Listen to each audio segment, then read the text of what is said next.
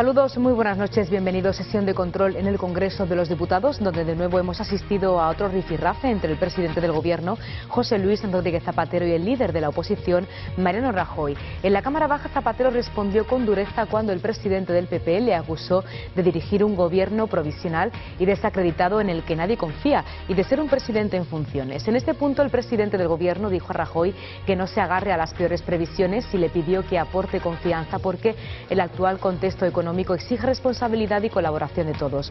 En cuanto a la pregunta formulada por el diputado Josep Duran i Lleida de CiU sobre el papel de Cáritas, Zapatero reconoce y valora la importante labor de esta y otras entidades de acción social en la situación de crisis que atravesamos. Zapatero ha reconocido que ha aumentado el número de hogares en el que sus miembros están en desempleo y sin ningún tipo de ingresos.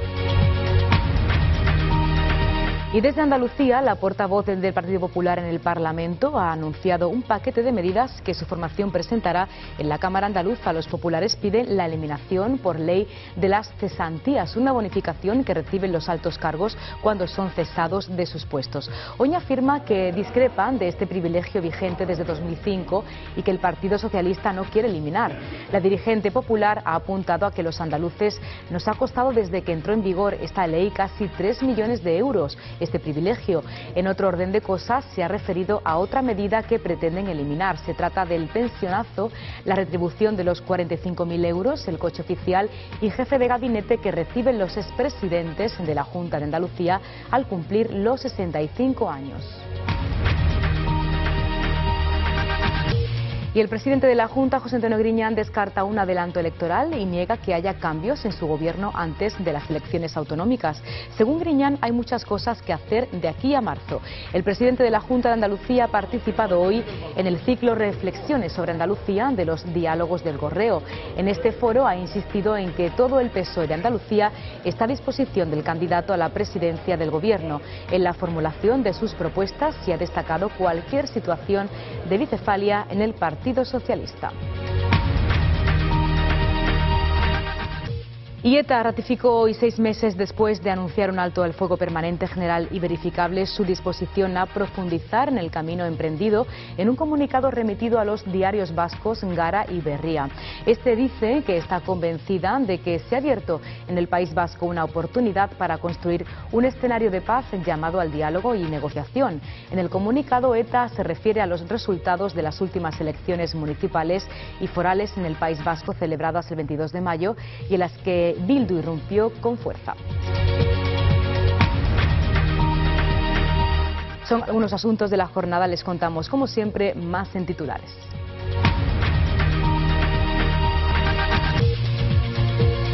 Otegi asegura hoy en el juicio que se sigue contra él en la Audiencia Nacional que en sus intervenciones en actos públicos nunca ha llamado a la acción violenta.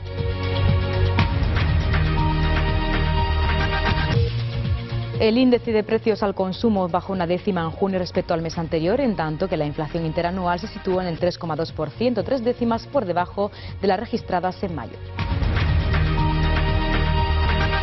Y Cádiz celebra el curso de formación del Aula Iberoamericana del Consejo General del Poder Judicial. Jueces, magistrados y juristas de varios países se especializan en la ciudad que vio nacer la Carta Magna.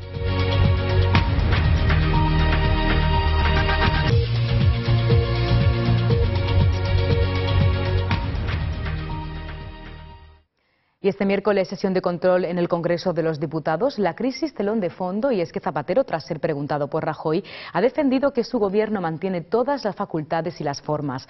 Rajoy acusó al presidente del gobierno de dirigir un gobierno provisional y desacreditado en el que nadie confía, con un presidente en funciones. Zapatero defiende que ha habido un crecimiento económico en el primer trimestre del año, a pesar de que los españoles sufren aún las consecuencias de esta crisis. Rifirrafe entre Zapatero y Rajoy a cuentas del crecimiento económico ha sido en la sesión de control al Gobierno en el Congreso.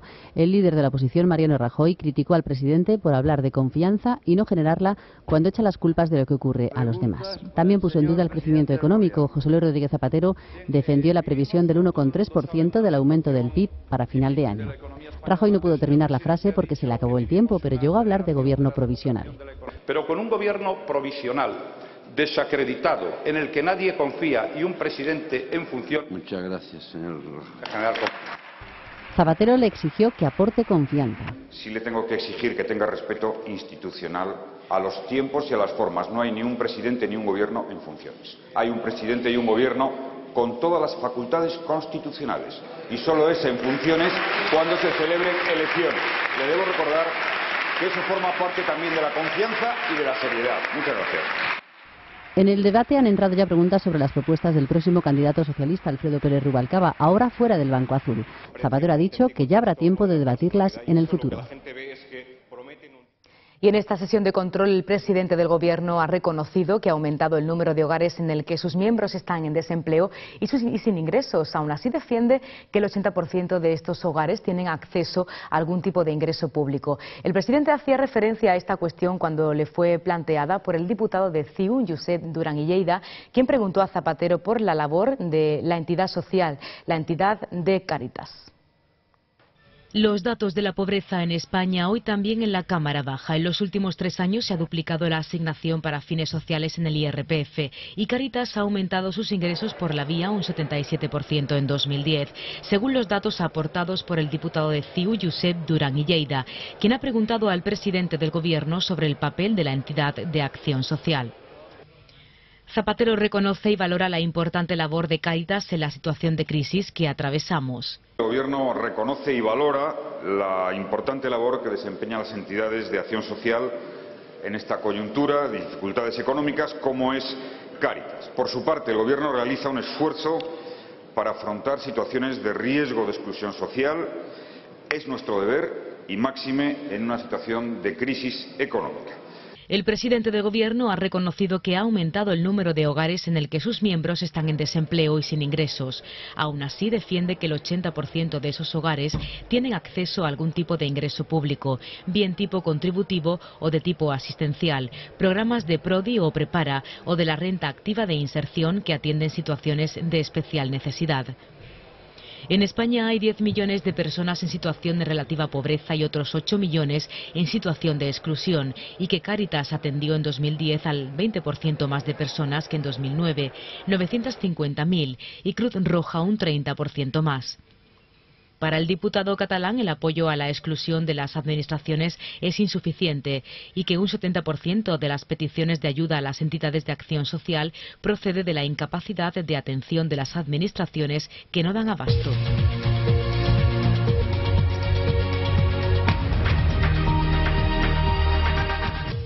Y los populares piden la eliminación por ley de las cesantías, una bonificación que reciben los altos cargos cuando son cesados de sus puestos. La portavoz del PP en el Parlamento andaluz, Esperanza Oña, afirma que discrepa de este privilegio vigente desde el año 2005 y que el PSOE no quiere eliminar. Además, los populares presentarán otras propuestas que pasan por exigir un listado de familiares a los altos cargos de la Junta de Andalucía. La portavoz del PP en el Parlamento andaluz, Esperanza Oña, ha anunciado un paquete de medidas que su formación presentará en la Cámara andaluza. Los populares piden la eliminación por ley de las cesantías, una bonificación que reciben los altos cargos cuando son cesados de sus puestos. Oña afirman que discrepan de este privilegio vigente desde 2005 y que el Partido Socialista no quiere eliminar. O sea que en cesantía aquí no hay ningún tipo de austeridad. No hay ningún tipo de consideración ni siquiera de respeto al presupuesto. ¿Que se presupuesta para 2010 237.470? Se gastan 540.737. ¿Que para eso es necesario dejar de invertir en empleo, en políticas de empleo? Se deja de invertir. Se mueve de una partida a otra y se gasta en cesantía esta cantidad de dinero. Por tanto, nos cuestan caros los cambios de gobierno. Nos cuestan caras las crisis del PSOE, nos cuestan caras, como estáis viendo, las corrupciones. La dirigente ha apuntado a que los andaluces nos ha costado, desde que entró en vigor la ley, casi 3 millones de euros este privilegio. En otro orden de cosas se ha referido a otra medida que pretenden eliminar. Se trata del pensionazo, la retribución de 45.000 euros de coche oficial y jefe de gabinete que reciben los expresidentes de la Junta al cumplir los 65 años. Es una inmoralidad, es un abuso de poder, es situarse a la carta en donde le gustaría estar con los recursos de todos los andaluces, es utilizar la mayoría en beneficio propio. Es un privilegio que no tiene sentido en la España del siglo XXI, en donde hay que ir tendiendo, por supuesto dentro de la mayor dignidad, a la igualdad de oportunidades y a la igualdad entre españoles. Además, los populares presentarán otras propuestas que pasan por exigir un listado de familiares a los altos cargos de la Junta y declarar qué relación tienen con el Ejecutivo Autonómico. De esta forma, afirma Oña, se evitarán los tratos de favor a los familiares y amigos de los socialistas. Y el presidente de la Junta, José Antonio Griñán, descarta un adelanto electoral y niega que haya cambios en su gobierno antes de las elecciones autonómicas. Según Griñán, hay muchas cosas que hacer desde ahora hasta marzo. El presidente de la Junta de Andalucía ha participado hoy en el ciclo Reflexiones sobre Andalucía de los diálogos del Correo. En este foro ha insistido Griñán en que todo el PSOE de Andalucía está a disposición del candidato a la presidencia del gobierno. Griñán descarta un adelanto de los comicios y niega que haya cambios en su gobierno antes de las elecciones autonómicas. Según el presidente de la Junta, hay muchas cosas que hacer hasta marzo y después de marzo ya ha recordado que el PSOE andaluz cuenta con mayoría absoluta en el Parlamento. El jefe del Ejecutivo andaluz, que ha participado en el ciclo de reflexiones sobre Andalucía de los diálogos del Correo, ha contestado a la pregunta de los periodistas de si el candidato del PSOE a la presidencia del gobierno, Alfredo Pérez Rubalcaba, le ha planteado la posibilidad del adelanto electoral. Griñán ha insistido que su objetivo es consolidar esta legislatura, terminar el trabajo y hacer las elecciones. Yo tengo una competencia en ese tema, pero él no tiene ninguna. Quiero decir, él no puede ni adelantar las elecciones en España ni en Andalucía. Yo podría hacerlo en Andalucía, pero no, de eso no podemos hablar. Ni él sabe que no puede hablar de eso, porque quien me aconseja estatutariamente de eso es mi Consejo de Gobierno. Es el Consejo de Gobierno, es el que tiene la competencia para aconsejar al presidente en un momento determinado. Yo creo que tenemos mucho trabajo por delante y, sobre todo, tenemos trabajo para hacer hasta marzo y después de marzo. El presidente de la Junta ha insistido en que todo el PSOE de Andalucía está a disposición del candidato a la presidencia del gobierno en la formulación de sus propuestas y ha descartado cualquier situación de bicefalia en el Partido Socialista. En otro orden de cosas, Griñán ha defendido que el PSOE ha sido el partido más castigado por la crisis en las pasadas elecciones municipales y ha lamentado que le hayan dado una patada en el culo a sus alcaldes cuando muchos de ellos estaban haciendo una buena gestión. El Partido Socialista ha sido el más castigado por esta crisis en toda España. Vamos, si no me equivoco, por ejemplo, en el País Vasco ha perdido el 20 y tantos % de los votos en las elecciones locales, en todas las comunidades autónomas. Y yo he dicho muchas veces que a los gobiernos socialistas nos han dado una patada en el culo de los alcaldes. Y es verdad que muchas veces son los menos responsables de lo que ha ocurrido. Yo creo que aquí ha habido un voto en contra del gobierno socialista y lo han recibido los alcaldes. El socialista ha dicho que de aquí a las elecciones no le preocupa tanto el objetivo electoral como afrontar las consecuencias de la crisis y ha señalado que prefiere hablar de los problemas de los ciudadanos que de los problemas del partido o de las confrontaciones meramente electoralistas.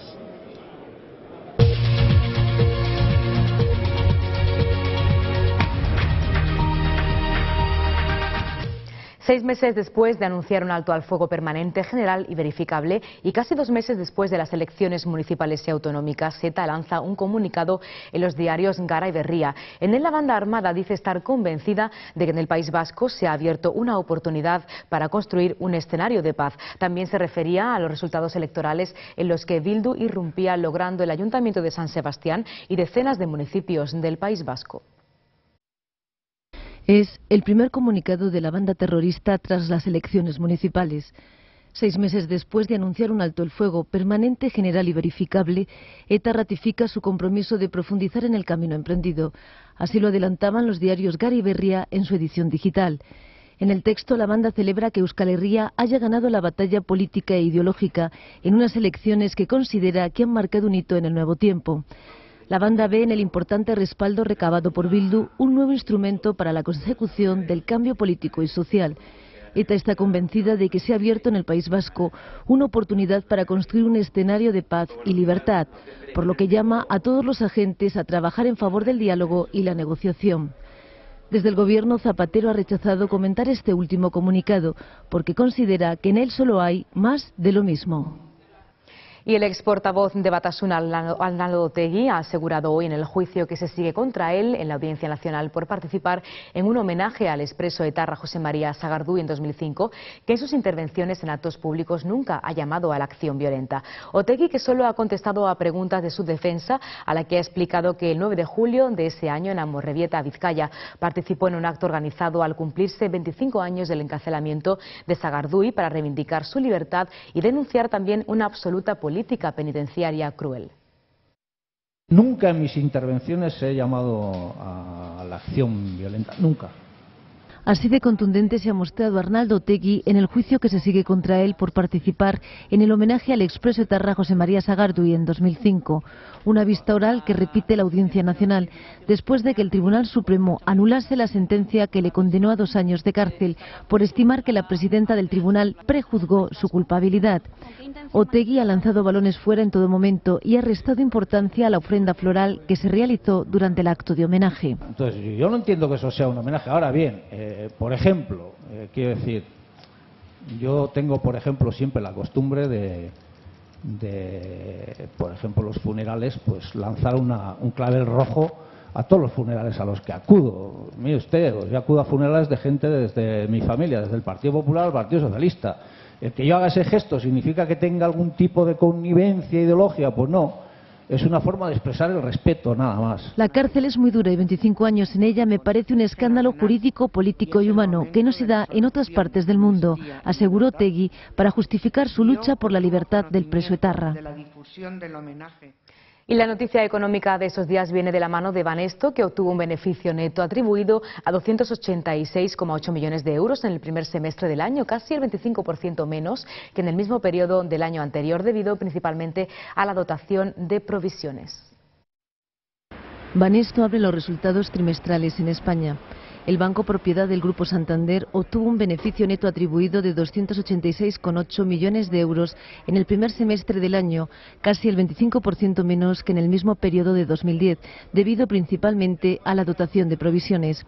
En este sentido, el conjunto de dotaciones y saneamientos realizados en el primer semestre del año ascendió a 343 millones de euros, según informó hoy la entidad a la Comisión Nacional del Mercado de Valores.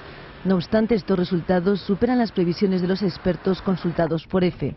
El banco que dirige José García Cantera sigue sufriendo, como el resto del sector financiero, el frenazo de la actividad del crédito, que repercute en un descenso del 10,9% del margen de interés.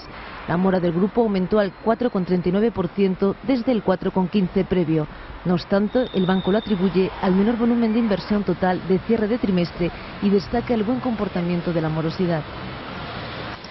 Y hoy el principal indicador de la bolsa española, el IBEX 35, lograba darse la vuelta y subir el 1,16% este mediodía, animado por la tranquilidad que reina en el mercado de deuda soberana europea y en línea con la tendencia del resto de mercados europeos. A las 12, el selectivo español recuperaba 111,9 puntos y se situaba en 9.715 unidades, en tanto que el índice general de la Bolsa de Madrid avanzaba el 1,20%. Tras el mazazo que supuso la víspera en Wall Street, la rebaja de calificación que Moody's hizo para Irlanda, los futuros de los principales índices estadounidenses anticipaban una apertura al alza en la bolsa de Nueva York. Asimismo, la prima de riesgo de España se relajaba y caía 295 puntos básicos desde los 319 de la apertura. Y el índice de precios al consumo bajaron 1/10 en junio respecto al mes anterior, en tanto que la inflación interanual se situó en el 3,2%, 3 décimas por debajo de la registrada en mayo, según ha publicado hoy el Instituto Nacional de Estadística. El dato de inflación coincide con el adelanto por el INE el pasado 30 de junio y supone la segunda bajada consecutiva de este indicador. El descenso de 3 décimas de la inflación es consecuencia principalmente de la caída del precio del tabaco, que junto con las bebidas alcohólicas fue el grupo que registró la mayor bajada, 10 puntos, respecto a junio de 2010, hasta situarse en el 4%. En la caída general de precios también influyó, aunque en menor medida, que el tabaco, la bajada de precios de algunos alimentos como las patatas y sus preparados, frutas frescas y legumbres y hortalizas frescas, frente a las subidas registradas un año antes.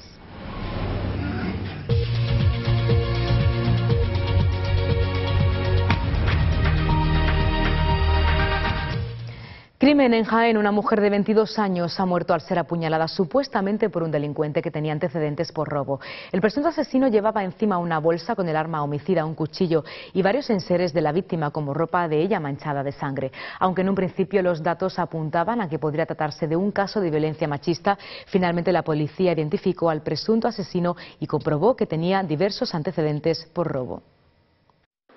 Una mujer de 22 años ha muerto tras recibir varias puñaladas, presuntamente de un joven delincuente que ha fallecido también tras caer por una ventana del domicilio en Jaén. El suceso ocurrió sobre las 6 de la mañana en un cuarto piso del número 10 de la calle Sagrada Familia de Jaén Capital, donde tras un aviso se personaron agentes de la Policía Nacional. Una vecina ha relatado que escuchó algunos ruidos durante la madrugada. Yo he sentido lo mismo que la de abajo, que la otra, un golpe muy grande. Y yo como me da mi cabecera ahí, pero esto era a las 5 de la mañana por lo menos.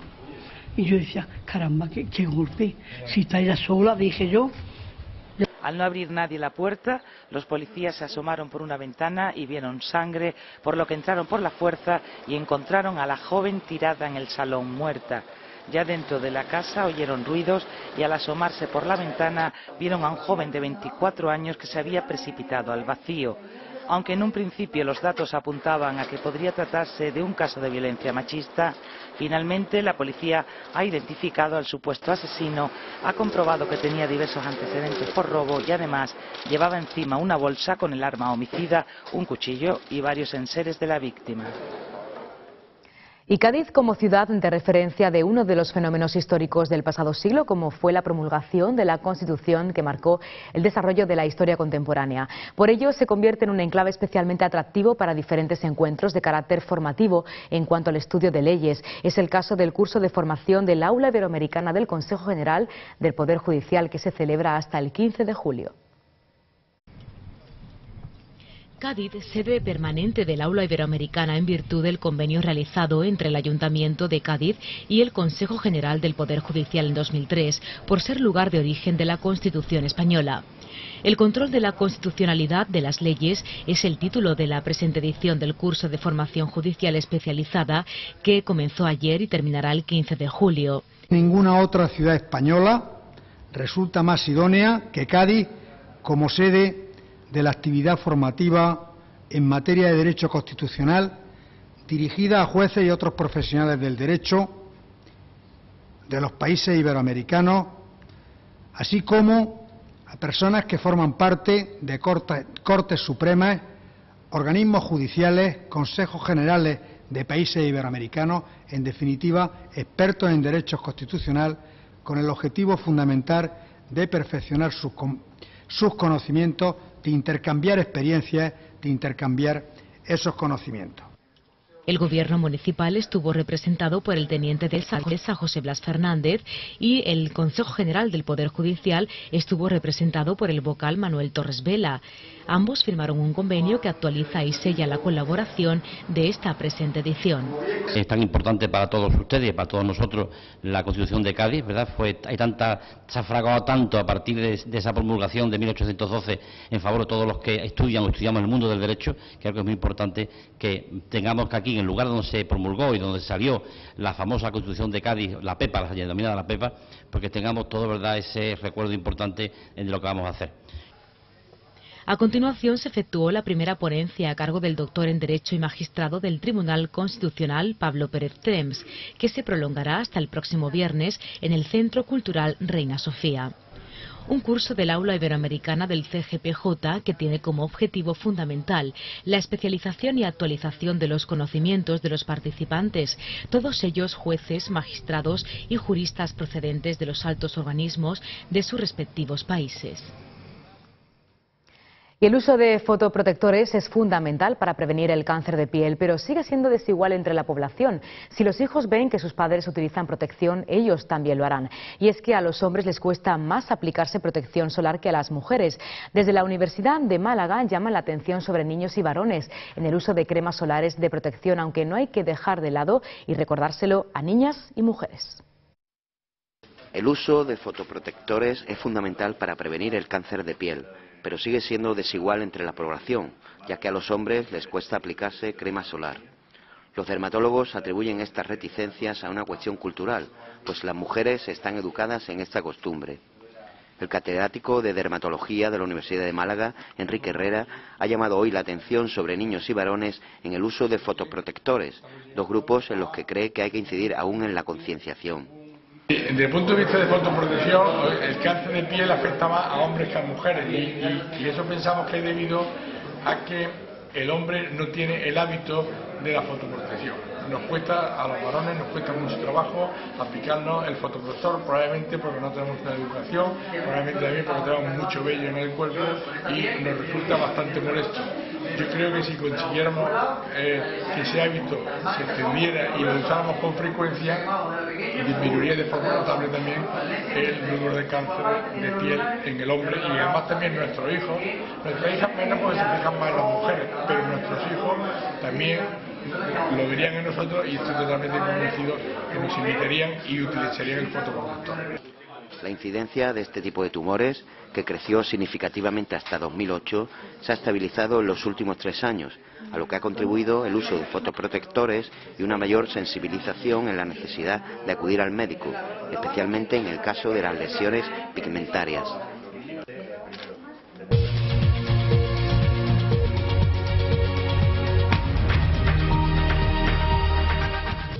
Conocemos la previsión del tiempo para las próximas horas.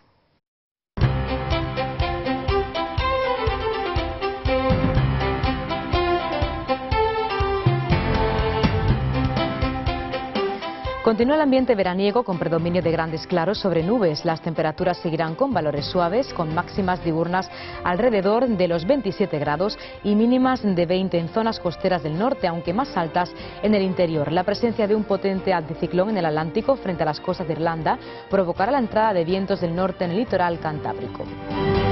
Y en Andalucía, cielos despejados mayoritariamente, aunque intervalos nubosos que no dejarán precipitaciones frecuentes. Los cielos estarán despejados en la costa del Mediterráneo y costa atlántica, viento suave de levante en el estrecho.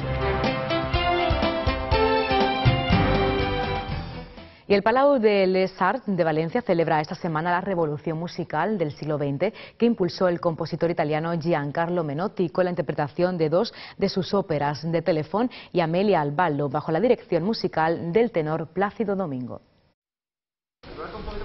Con la interpretación de las óperas de Telephone y Amelia al ballo, Plácido Domingo rendirá homenaje al compositor italiano Giancarlo Menotti en el centenario de su nacimiento. Se han celebrado hace pocos días, el 7 de julio, los 100 años del nacimiento de Giancarlo Menotti, compositor al cual conocí personalmente, al cual admiré, del cual interpreté algunas de sus óperas e inclusive me escribió una ópera. El tenor madrileño ha presentado estas producciones que se representarán en el Palau de Les Arts en Valencia los próximos días 13 y 14.